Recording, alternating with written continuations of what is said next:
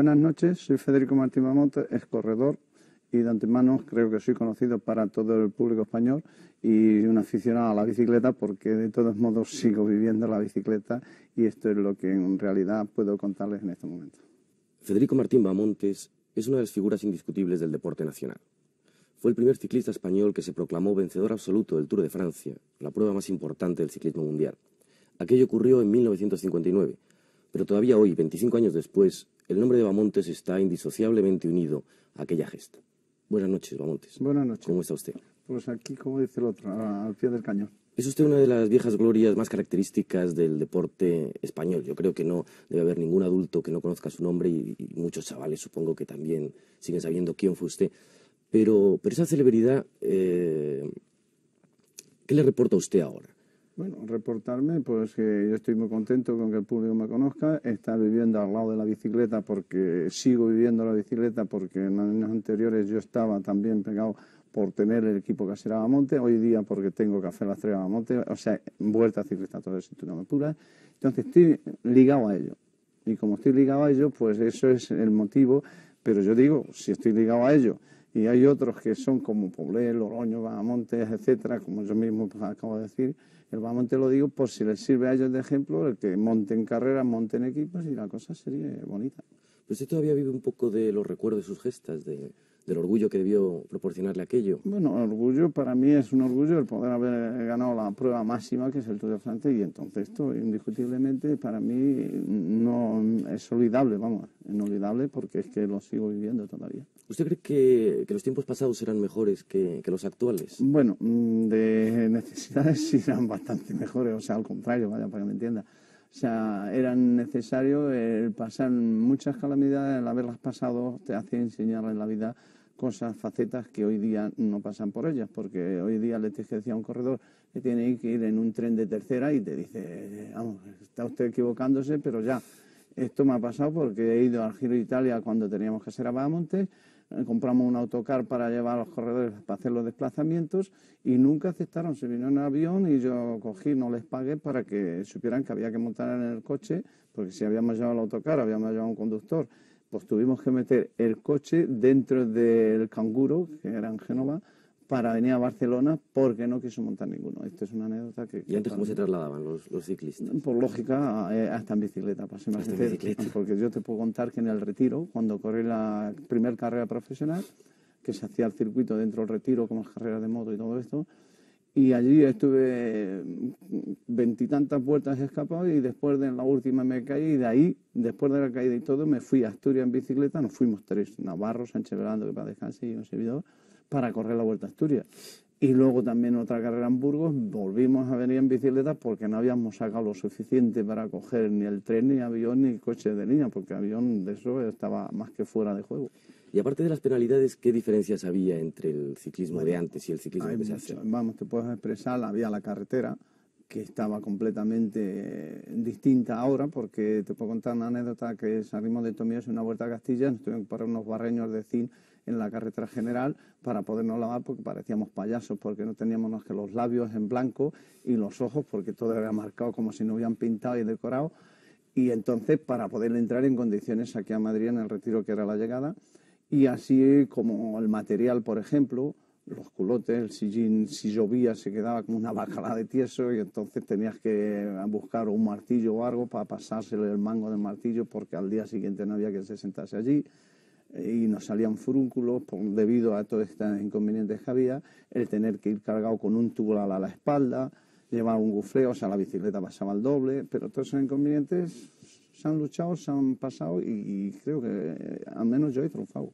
Creo. El ciclismo en sus años gloriosos, en los años 50 y 60, era un deporte realmente popular, ¿no? ¿Usted a qué atribuye esa popularidad que entonces tenía el ciclismo? Bueno, el ciclismo yo ahora mismo lo que sí quisiera decir, porque es una frase muy buena para que me escuchen los actuales, que sepan que tienen un momento, ya que los jugadores de fútbol están equivocándose, porque si son profesionales lo que no tienen que olvidar, que las cámaras son donde las debían o las enchufen, cuenta, porque si hay productos que son malos y se venden, pues ahora el baloncesto si está subiendo es debido a que el fútbol está bajando. Y entonces el ciclismo, Les digo, desde Pero en este su época no momento, existía todavía la televisión. es ahí donde voy. Si entonces no existía y en los 2 últimos años que yo ya estaba casi dejando la bicicleta, ya me llamaban el viejo, a ver si te retiras. Y resulta que todavía hice segundo, tercero en Tour de Francia, volví a ganar la montaña, fue porque me cuidaba y quería hacerles ver y demostrarles que yo no estaba acabado y que estaba allí. Entonces, esto es lo que tienen que hacer las figuras de hoy día, demostrar que habiendo unas cámaras el ciclismo puede ser el deporte número 1, eso, vamos, lo tienen, porque si en la Vuelta a España del año pasado y la de este año ha sido que todo el mundo lo vivía otra vez en España sin haber la figura. Si existe la figura, nos salimos. ¿Pero usted no cree que era un poco porque era el deporte que mejor simbolizaba el esfuerzo y el sacrificio? ¿Usted cree que en la vida siempre hay que sacrificarse? Bueno, es que esto hay que hacerlo, porque si una figura sale al teatro y no hace ese esfuerzo o eso por ser la ABD, pues no llega a ser la figura. Entonces, esto es lo que tiene que tratar todo aquel que quiere ser corredor, llevar un régimen, llevar una preparación, llevar una adecuada de entrenamientos, de todo esto, y entonces todo eso en conjunto es por lo que se llega a ser figura si las cualidades de él son buenas para poderlo ser. ¿Usted cree que realmente el resurgimiento que ha tenido en los últimos años el ciclismo, después de unos cuantos años de bache, un deporte que realmente estaba en franca decadencia, se debe exclusivamente a la televisión? ¿Que no hay otros factores que hayan podido crear una nueva afición por este deporte? Bueno, yo digo, el factor principal es cuando uno llega y le hablan de 20 millones, como por ejemplo ahora están hablando del mismo corredor del Reino, ¿no? Arroyo, ¿no? Arroyo. Entonces, si Arroyo ahora mismo le hablan de esas cantidades hace años, pues empieza a cuidarse con más deprisa, y no es que pueda hacerlo más deprisa, tiene que llevar unas normas, unos entrenamientos y un cuidado adecuado, porque si fuera por entrenar, algunos harían 500 kilómetros en el día, pero no es por eso que uno corre más, sino es saberlo a cómo hay que hacerlo, cómo hay que ir, porque lo que yo no estoy de acuerdo tampoco, por ejemplo, son con los desarrollos.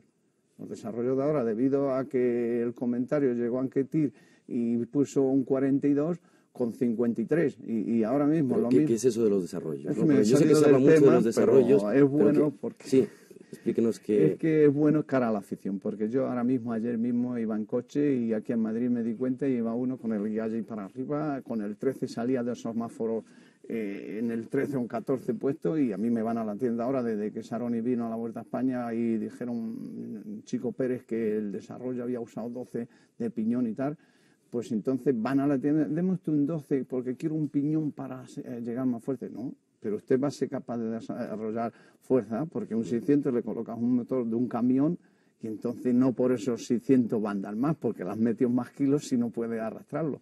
Por lo mismo en lo otro, es como un boxeador, si tiene unos guantes de peso pesado y los coge un mosca, no puede nunca llegar a mover esos guantes porque tienen mucho más peso. Por lo otro es igual, lleva un desarrollo que en el cual no es capaz de poderlo arrastrar, digámoslo así, porque yo con Emilio Hernán, por ejemplo, los campeonatos por regiones aquí en la Casa Campo, cuando se corría que se llenaba, pues salía de hacer el relevo, él ponía 54 en aquellos tiempos, que empezaron a salir ya platos de este estilo, y yo salía del relevo y le tenía que empujar. Digo, ¿ves cómo no es el desarrollo? ¿Por qué? Pues porque el motor de él era muy bajito, no tenía fuerza y sí subía bien, pero nada más. Pero en llano, y lo tenemos con la guía en la subida a Montjuïc. La subida a Montjuïc, ¿qué ha pasado la guía? Porque la ha ganado otra vez el campeón del mundo. ¿Por qué? Porque es más fuerte, porque cuando ha llegado la hora de dar cara al viento, pues cara al viento no es el hombre. De hecho, en el Tour de Francia no ha estado en los 10 primeros en ningún puerto, y no con esto es que me quiera meter con la guía, ni mucho menos. Hablo en términos generales, que el motor siempre hay una potencia, un señor que pesa 100 kilos arrastrará mejor el desarrollo, pero ¿por qué? Porque hay una potencia, y el señor que es más pequeño tendrá que valerse de las cualidades de picardía, de saber qué desarrollo tiene que poner para ir a batir a ese hombre, si no es imposible. ¿Y usted le ha dado alguna vez eso que llaman la pájara? Bueno, sí, la pájara es una facilísima como le ha pasado a los boxeadores. Lo que pasa es que en el cao de boxeador la frase es cao, y ha cogido un gancho y te han dado bien y has caído al suelo. Pues en el algo ciclista, la pájara es que estás olvidado de comer, como un conductor si se pasa en la gasolinera y no echa gasolina. El coche se le va a parar. Pues la pájara es que el motor te separa porque no ves la carretera, no puedes ir bien a rueda porque la vista te se nubla, o sea, es tan sumamente que vas groggy porque el desfallecimiento te está llegando. Esteban Montes nació en Valde de Santo Domingo, en la provincia de Toledo, creo en la casilla de unos peones camineros que eran sus padres, hace ya 56 años. Su madre siempre decía que usted había montado en bicicleta aún antes de nacer, porque ya tenía que recorrer todos los días, creo, una distancia larga en bicicleta. Pero ¿cómo se despertó en usted la afición por la bicicleta? Pues la afición de la bicicleta, vivíamos en un cigarral porque de 6 meses vinimos a vivir a Toledo, a un cigarral. Mi padre era guardia jurado y entonces existían las carreras, que era el Mochuelo, el más famoso en Toledo, y yo me subía a las paredes del cigarral por ver las carreras salir, pero había salir nada más por Toledo. Nada más cuando daban la salida, la vía y hasta luego. Pero dio la casualidad que luego, cuando empecé a trabajar en el mercado, como le he dicho anteriormente, había el hijo del patrón, que era Laureano Jiménez, que este mismo pues corría en bicicleta y era el ídolo de esa época ya en Toledo. Entonces yo dije, si este es bueno y yo me entreno, si podía ganarle, pues podría ser. Y así empezó la cosa. Entonces yo de la fruta, cuando estaba de guarda con él, pues empecé a juntar en una hucha que pegué en un rincón con yeso y allí echaba mi dinero para ver si podía comprar esa bicicleta con los 16 o 17 años que yo tenía. ¿Y todavía recuerda su primera bicicleta? Sí, sí. ¿Cómo era? Pues sí, como no. Sí, lo que pasa es que no me he podido hacer con ella porque he intentado recuperarla, porque entonces me costó 30 duros la que yo compré, que hubo una canción que sacaron allí, un chaval que andaba por allí cantando en los bares y en los restaurantes. La primera le costó 30 duros y tal. Esa es una canción bastante conocida en Toledo y para algunos cantantes porque la han solido cantar. Y se la compré a un herrero, pero que tenía que intentar llevar cámaras y cubiertas porque entonces del extraperlo no se encontraba ni cámaras ni cubiertas. Había que llevar la vieja, el dinero doble y encima no te vendían. Entonces yo tenía mi bicicleta, pero no tenía ni cubiertas ni cámara. Es como si tú tienes un coche y no puedes rodar porque te falta eso. Pues imagínate lo que yo sufría, pues hasta que me vine a un pueblo que encontré aquí en Cabañas de la Sagra, Montar Jesús, que ese sí las vendía al extraperlo. Pues ahí vine a comprar las cámaras y las cubiertas y me hice con ella. Entonces ya empecé a entrenar y a empezar a montar en bicicleta y a dedicarme al extraperlo para poder ganar un poco más dinero. ¿Y hambre no pasó usted nunca? Mucho. Pero Y trabajando en el mercado pasaba hambre. Por eso me coloqué en el mercado, casualmente, para comer todos los plátanos y todo lo que podía de mis clientas. O sea que no era correcto, pero así intentaba matar aquello que se llamaba entonces gusanillo. ¿Y con qué soñaba usted cuando era niño? Pues soñaba, pues de siempre me atira mucho la bicicleta, para ser sincero. O sea que yo cuando iba con mi madre de la mano, veía una bicicleta y hasta que no la perdía de vista, no paraba. Y en cambio los toros, por ejemplo, no le llamaban nada la atención. Bueno, sí, me llamaron porque en principio todos los chavales cuando empezamos queremos ser torero, por el solo hecho de que se gana mucho dinero. O sea que esa era una afición y al cantar, pues sí, porque sí digo que también el cante flamenco me ha tirado muchísimo y me tira. O sea, sí, muchísimo además. ¿Y es verdad que cuando usted ganó el Tour en 1959 le ofrecieron 6 millones por 6 corridas? Bueno, aquí hubo el señor este de los pollos, Garifú, una cosa así, que era el que se dedicaba en Barcelona, el que tiene en el barrio chino el asador de pollos. Este me llegó a ofrecer 6 corridas, pero dentro de Francia, que era Dax, Toulouse, Burdeos, o sea, toda la zona sur de Francia, 6 corridas, pero yo dije, me lo pone usted tan aprieto que no sé qué decirle, porque estuve bastante dudoso. El estar dudoso allí era porque ver esa cantidad de dinero en tan poco tiempo, en 6 días, me dicen que tengo que ganar el Tour, entonces ya ahí me voy a entrar las dudas. Pero yo, el temor mío era por si me cogía y perdía una pierna y no podía seguir corriendo, porque quería seguir corriendo. Pero también de pequeño creo que pintaba usted y que lo hacía muy bien. Bueno, es que yo de pequeño entonces sí tenía mucho tiempo porque no me dedicaba a la bicicleta, no había empezado, jugaba un poco al fútbol y entonces que teníamos una huerta en el Cerro de los Palos y allí pues ya bajaba a la Escuela de Artes en Toledo, en San Juan de los Reyes, y me gustaba mucho el dibujo porque como tenía tiempo y antes de hacer números que no me han gustado nunca, ni me gustan, pues prefería dibujar antes que hacer números y estudiar tampoco. ¿Y recuerda usted cuál fue la primera carrera que ganó? Pues sí, bueno, que gané en sí, hice segundo, que fue un 18 de julio, que venía de por extraperlo, había 2 amigos. ¿También un 18 de julio? El Tour lo ganó también un 18 de julio. Para mí es inolvidable el 18 de julio porque tengo grandes cosas, como es el empiece de mi vida, el ganar el Tour de Francia. No voy a faltar nada más que me voy a casar un 16 de julio, pero vamos. De hecho, yo ya le digo, tuve una suerte loca porque llegué y dije, ¿vais a correr? Y dice, sí, es que si quieres correr te puedes apuntar. Digo, ¿tú crees? Entonces me dieron una camiseta de baloncesto, me eché 2 limones, 2 plátanos, no había comido, que agarré medio pájara a mitad camino, que me comía los plátanos con cáscara y todo y el limón igual, porque es que no podía llegar. y sin embargo hice segundo. ¿Y con los primeros dineros que ganó usted en el ciclismo, qué hizo con ellos? Pues empecé a esconderlos, para ser sincero, porque quería tener una bicicleta mejor, y entonces mi madre me encontró un nido y me lo gastó. Y entonces ahí fue cuando yo ya empecé otra vez a correr por Andalucía, que me llamaban entonces el Martín ya ha venido ese que se lleva todos los dineros. Y aquí ya habrá. Oye. Y entonces, como ya por allí ganaba bastante más, ya nos dedicábamos, tenía un tal amigo, Ladislao Soria, que el hermano estaba en la Renfe y le teníamos como manager. Motivo, porque él nos hacía las llamadas a los ayuntamientos a ver cuándo había carreras y a la vez nos buscaba el tren para no fallar en la carrera. O sea que teníamos un manager gratis y con mucha afición porque es el que nos hacía correr a los dos, a Ladis y a mí. Usted, Bamontes, ha sido uno de los mejores escaladores de todos los tiempos, pero creo que cuando usted pasó al campo profesional dentro del ciclismo, usted pasó un reconocimiento médico en el que el médico le desaconsejó por entero que usted se dedicara al ciclismo, porque creo que usted tenía un perímetro torácico muy escaso, ¿no? Bueno, ¿qué facultades se necesitan para ser un ciclista? No es que lo tenía mal, sino que yo lo hacía mal. Pero es que el médico era el que tenía que decir cómo tenía que aspirar para expulsar el aire en el aparato este, porque si no, pues claro, subía, en vez de 5 kilos, subía a nada. Porque yo llegaba, soplaba y lo soltaba. Y este señor no se expresaba nada y lo hice 2 veces y las 2 veces más dice, mire, deje la bicicleta, usted no puede seguir corriendo, anda si la dejo. Vaya carrerón que hago. O sea que, y entonces este señor fue en la calle Barquillo, era el médico de la federación, Barquillo 19, que es donde estaba la federación.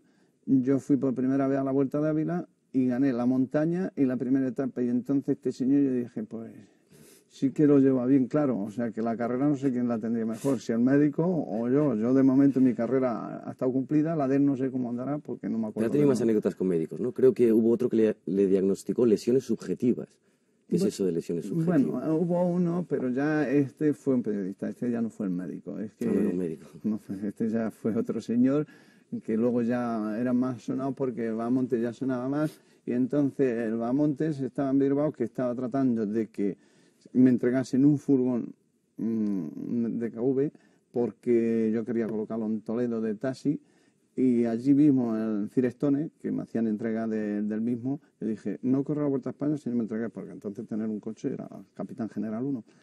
Y debido a eso, pues yo decía, pues no participo en la Vuelta a España, o me lo entregáis, no. Y de ahí vino que estaba el presidente de la Federación Toledana conmigo, que al día siguiente la sorpresa nuestra, que era el representante de la DKV en Toledo, Calvo.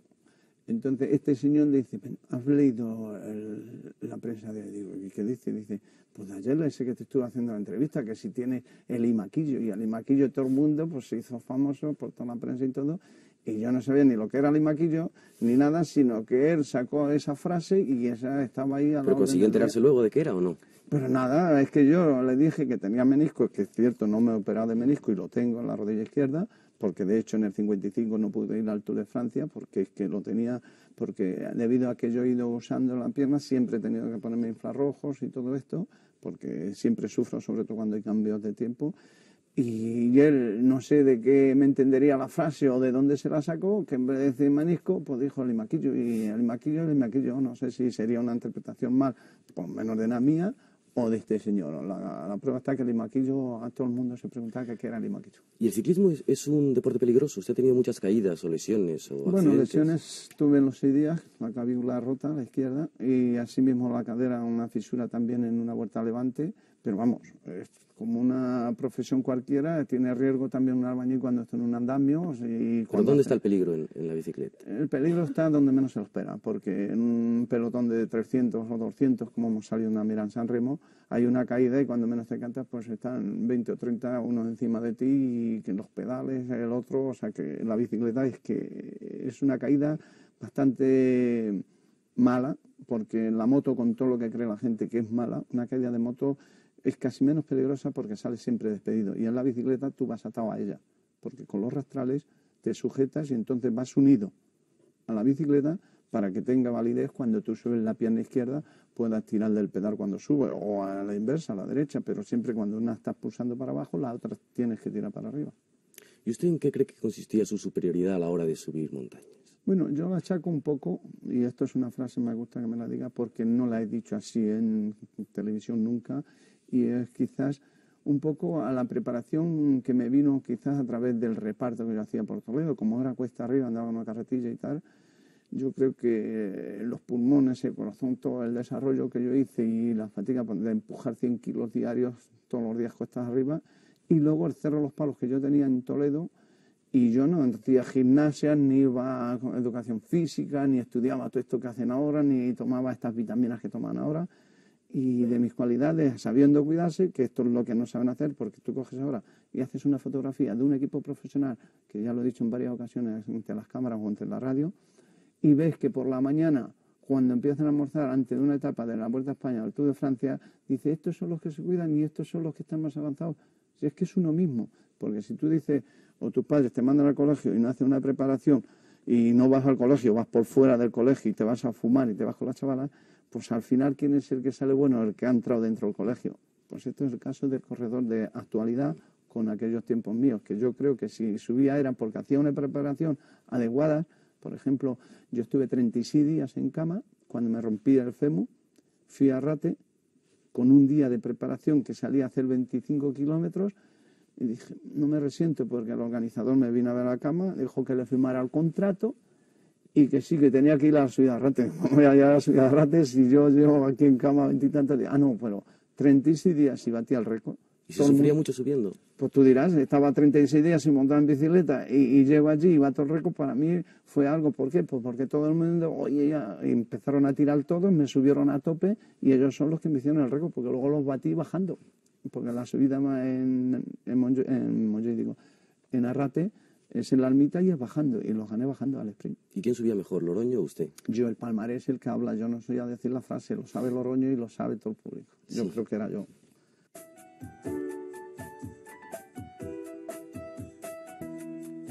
Es verdad, como muchas veces se ha contado, es una de sus anécdotas más famosas, que en una ocasión cuando llegó usted a la cima con tanta diferencia sobre los compañeros suyos que le seguían, que se entretuvo tomando un helado en la cima, los esperó y luego ya bajó con ellos. Bueno, esta es una anécdota que también, porque me llaman el de la clase en Francia, y es que cuando yo iba escapado con Leguigui y otro belga, vino el coche belga por saber los tiempos que llevábamos, aunque lo daban, porque entonces no había los medios que ahora que lo dan con los aparatos de radio, no hace falta que... Entonces existía una pizarra que pasaba con la moto, daban el tiempo, y entonces el coche belga vino adelante al tener un hombre escapado.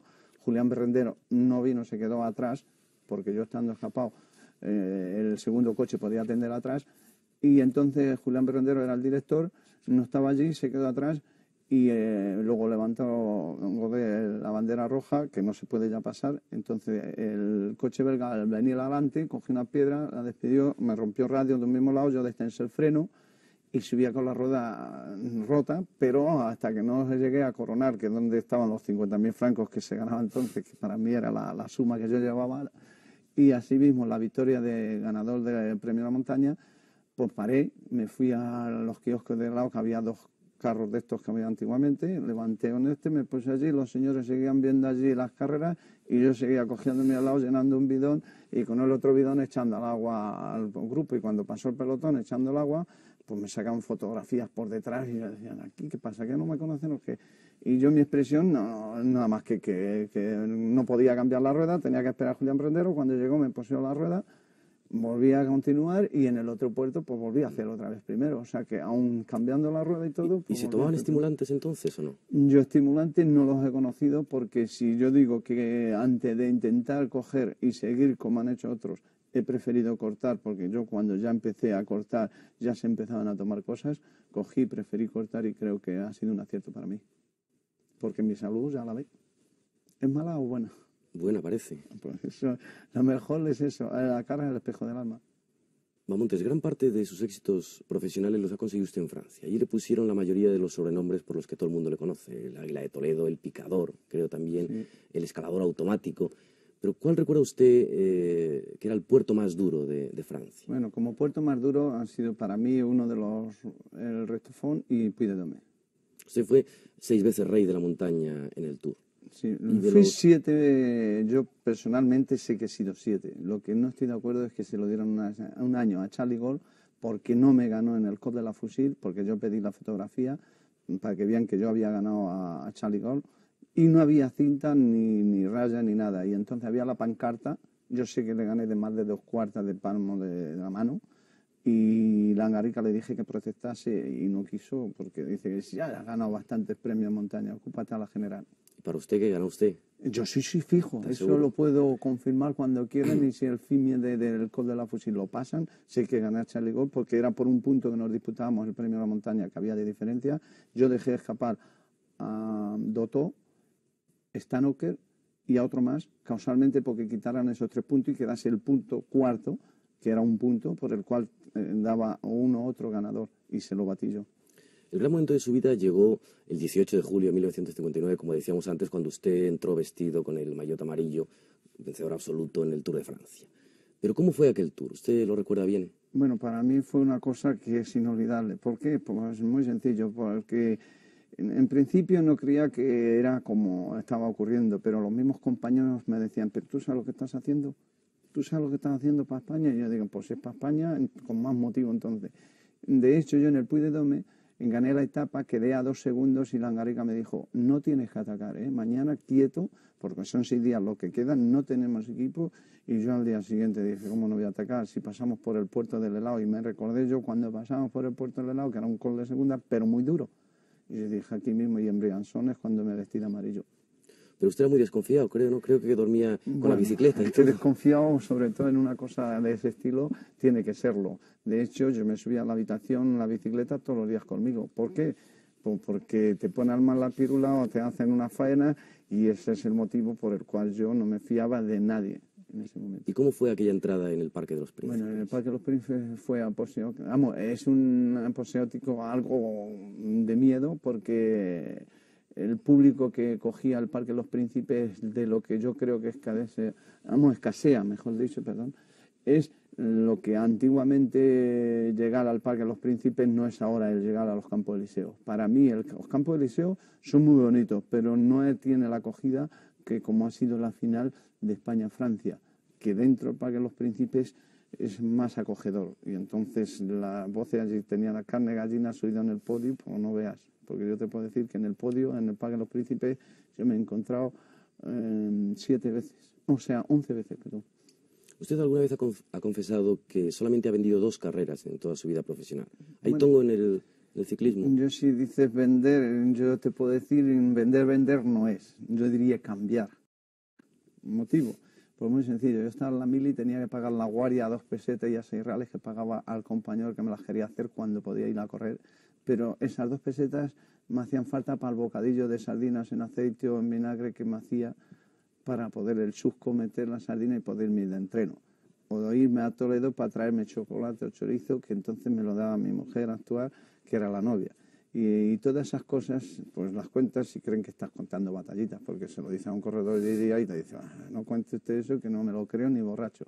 Y claro, pero yo las he vivido y las he pasado.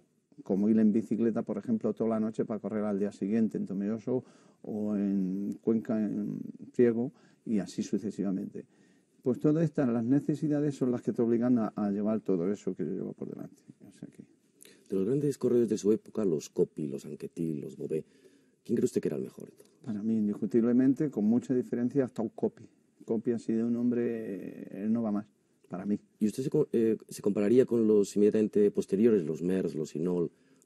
Bueno, yo he sido un hombre que no andaba mucho en llano bajando, como dicen, tampoco era el hombre que destacaba, pero sí luego me he hecho un hombre rodador completo a medida que han ido pasando los años, debido a las tournées que yo hacía después del Tour. Pues entonces estás acoplado a la pista, que lo que pasa es que cuando nosotros corríamos, o cuando empezábamos, en mi época, mejor dicho, pues no he montado nunca en una bicicleta de pista, no había hecho velódromo, no había hecho escuela de ciclismo. Hoy día los chavales han montado en una bicicleta de pista, han hecho velódromo, han montado en grupo, y antes pues te entrenabas solo, no ibas en grupo, no sabías ir la rueda, y todas estas dificultades son los 4 o 6 años buenos de mi vida que yo pasé como profesional, o mejor dicho de amateur, que podía saltar a profesional 3 o 4 años antes y haber sido antes más famoso, debido a que no he tenido la preparación adecuada para llegar con una escuela que hoy día la tienen los demás. Usted, después de unos cuantos años de éxito, se retiró por fin en 1965 y se dedicó a los negocios. Creo que puso una tienda de bicicletas.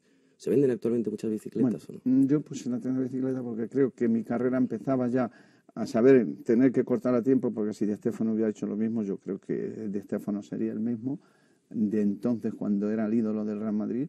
Y yo lo tomé así, vendo bicicletas porque creo que el mantener el nombre también cuenta y el mantener la imagen también.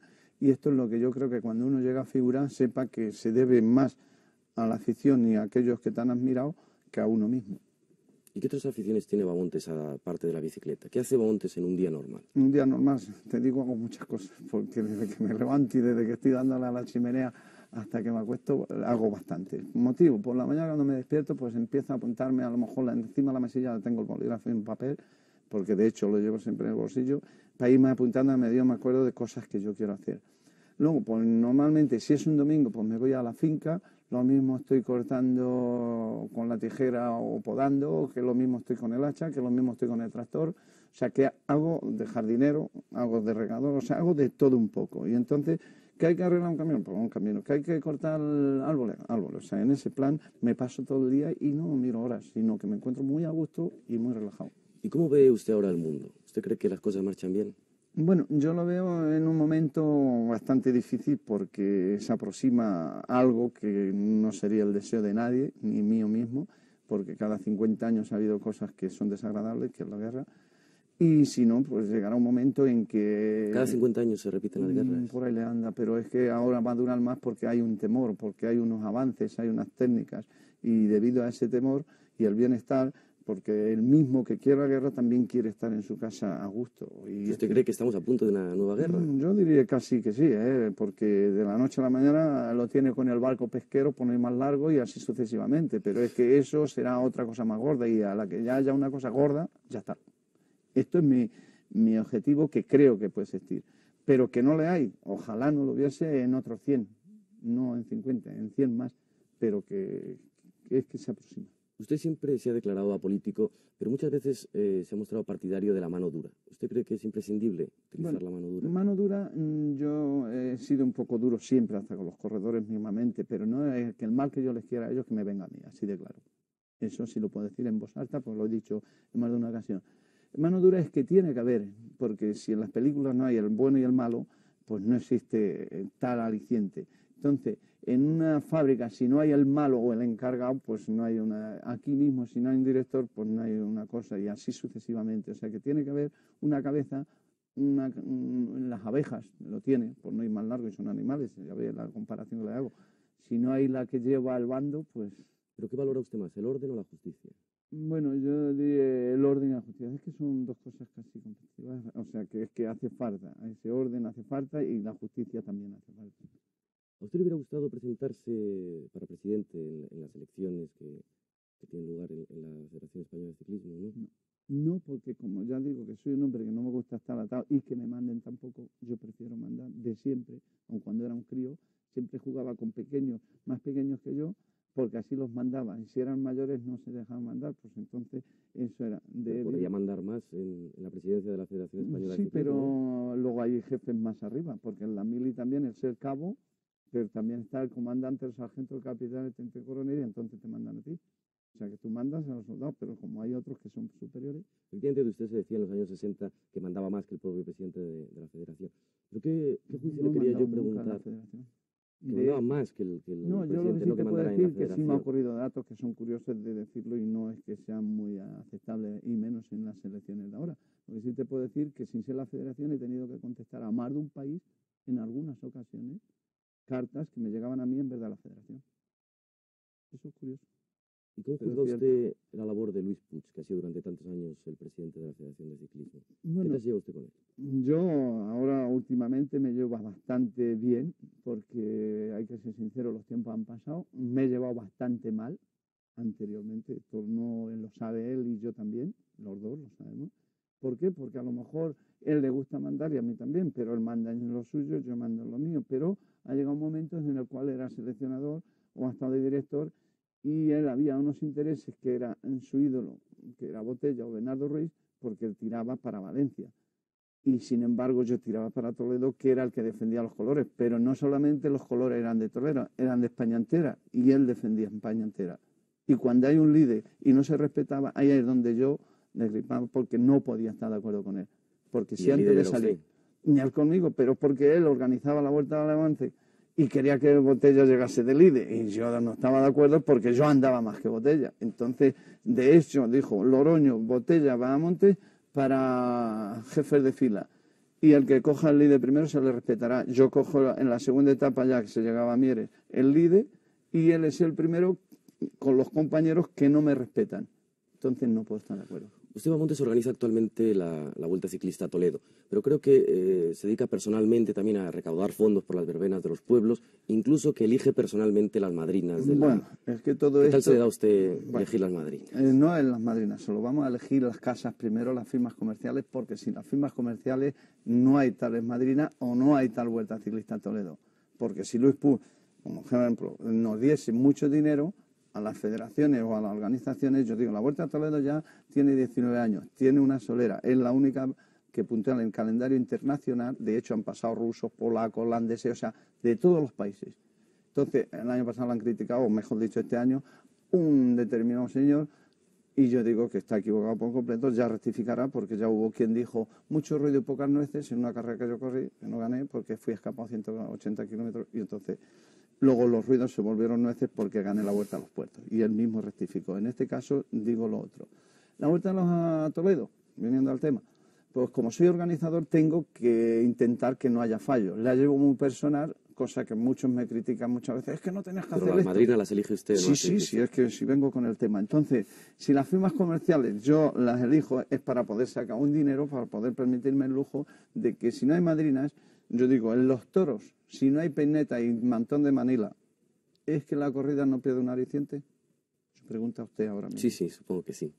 Pues entonces, la Vuelta a Toledo, como creo que lleva un buen camino y va por el camino recto, que creo que la llevo, pues también tiene que haber madrinas. ¿Por qué? Porque hay las casas publicitarias, que si hay televisión y tiene un sueldo puesto y hay una publicidad, pues a una chica guapa, si la saca una chica fea o a una chica defectuosa, no la ven con los mismos ojos. ¿Es usted tan mujeriego como dicen o no? No, esto no es ser mujeriego, esto es ser un hombre sensato cara a la firma comercial que patrocina esa chica o esa marca, y yo, cara a la tribuna, tengo que ver una imagen que guste a todo el mundo y exista un comentario, porque dentro de una mesa, cuando estamos comiendo, pues las chicas que yo elijo son las que en sí, si son agradables y simpáticas, pues hay un aliciente más acogedor para todos. ¿A usted no le hubiera gustado crear una gran escuela de ciclismo con todo lo que usted debe saber de eso? Bueno, escuelas, hay una cosa muy buena y me ha tocado un buen punto, vaya, porque son años y años y voy a volver otra vez, aunque he recibido una carta del presidente que si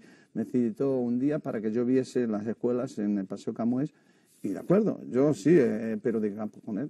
¿Motivo? Pues porque las escuelas, para que funcionen, tiene que tener el maestro, que si usted manda a los chicos al colegio, si no hay maestro, el chaval no entra, se va a hacer novillos y no puede estudiar. Entonces, estas escuelas con dinero que no llega ni para gorras, pues no puede ser que funcionen. ¿Motivo? Porque hay que pagar la luz, hay que pagar el local y hay que pagar al profesor en el cual de clase. Entonces, no es el mismo caso mío. Yo puedo tener escuelas porque me guste, porque lo vivo y esté con ellos, como ha sido el domingo en Parla, este domingo pasado no, sino anteriormente, con el trofeo Chico Pérez, que ha habido 200 críos. ¿Por qué? Porque Chico Pérez no se iba a dar el trofeo y yo le dije, no te preocupes, que habrá el trofeo, tú Nieves, móntalo, que yo estaré allí. Y estuvimos, y se celebró, y estuvimos hasta las 3 y pico, sin comer ni nada, y allí estaba el alcalde también. ¿Pero usted no tiene algunos discípulos predilectos que vaya usted lanzando? Yo voy tratando de coger, yo tengo ahora mismo el Café La Estrella, que vamos a correr el domingo, por ejemplo, y vamos a hacer cosas de este estilo. Vamos, digo el domingo, no sé si estará dentro de estas fechas, pero que sí le puedo decir que tengo chavales desde alevines, cadetes, juveniles, y que siempre hemos tenido una cantera enorme, y de hecho las figuras que hoy día están en el plan profesional, muchas han venido de Casera Bahamontes, que tuvimos en aquellos momentos. ¿Por qué? Porque mi idea, ahí es donde Luis Puig también vio que yo llevaba una idea que tenía metida en el coco, y era hacer equipo en cada provincia donde corríamos. De hecho, celebramos el Día de la Casera, lo celebramos en Valencia, lo celebramos en Bilbao, en el Retiro, que no se abría para nadie, y celebramos 100 y pico corredores dentro del Retiro. O sea que estas son... ¿Y cómo ve usted, Bahamontes, ahora el ciclismo español, el momento actual que pasa el ciclismo español? El momento del ciclismo español lo veo muy bien, en mucho auge para arriba, muy bien llevado, porque hay las firmas comerciales que están colaborando muy bien, como lo están haciendo con el baloncesto.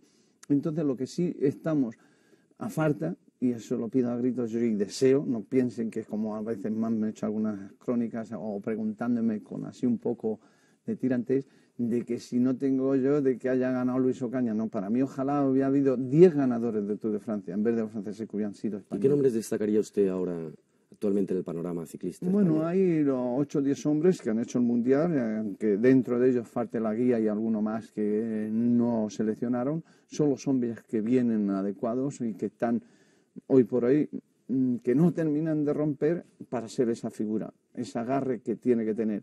A lo mejor porque falta de salir al extranjero a correr más para destacar, porque yo hasta que no salía al extranjero, como Julio Iglesias, pongamos por caso, no ha sido figura y era la misma. Pero cuando sale uno de la frontera y triunfa, ya está.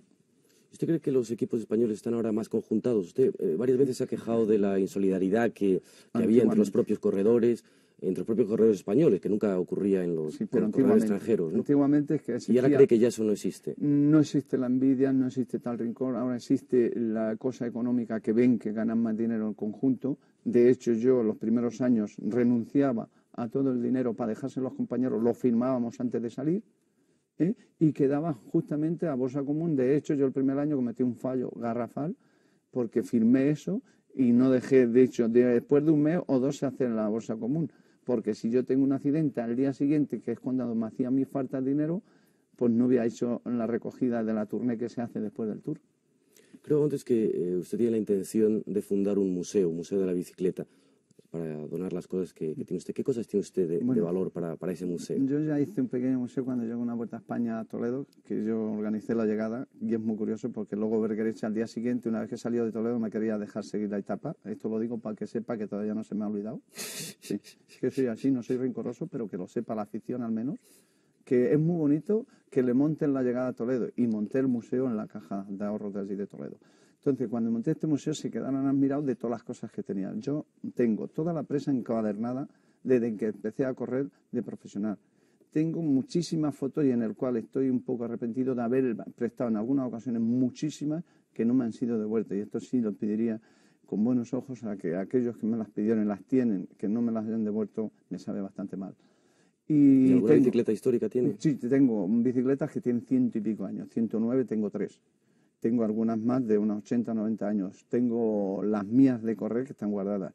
Los mayores que yo he hecho. Las maletas, o sea que tengo 2 habitaciones íntegras, 31 antiguas y tengo otras 7 o 8 de todos los últimos años que yo he corrido. Pero además tengo todos los trofeos, todas las medallas, etcétera. Y por último, Bahamontes, ¿cuál sería su pronóstico para la próxima temporada de ciclismo? ¿Qué nombres cree que van a estar ahí en la cabeza? Bueno, todo depende también mucho de los directores deportivos. Los directores deportivos digo esto porque hoy mira más el nombre de ellos y ese va a poder seguir en la firma. Y no con ellos es que lo esté atacando, porque es que luego a veces cuando me ven siempre me dicen, es que atacas, no ataco. Es que hay que programar una temporada, entonces la base es el Tour de Francia. Que se olviden de todas las carreras que crean que hay que llevar una preparación adecuada y entonces los hombres que tenga que llevar al Tour de Francia, que los reserve, que los haga hacer menos carreras, que no abusen de meterlos cantidad de carreras, porque un hombre tiene un límite y un motor. Porque es que hoy día, de hecho yo te puedo decir, antiguamente yo sin preparación de directores ni nada, he llegado a hacer 7 vueltas en un mismo año y están en los 4 primeros. El 57 por ir más largo, tengo en los 4 primeros las 7 vueltas que corrí, las 3 grandes, Vuelta a Levante, Vuelta a Cataluña, bicicleta carrera y todo. Y estos te dicen, no quiero ir, pero haz la preparación adecuada a esa que quiere que es el Tour de Francia. ¿Pero apostaría por 1, 2 o 3 nombres? Bueno, está Perico Delgado, está Arroyo, está Pedro Fernández, Alberto Fernández un poco más acabado causalmente debido al abuso que ha llevado de correr tantas carreras, o sea, pero si yo ataco y me meto con esto, parece que estoy haciendo de menos o haciendo daño a la firma o al corredor o sobre todo al director. Pues lo dejamos así. Muchas gracias, Federico Martín Bahamontes. A vosotros.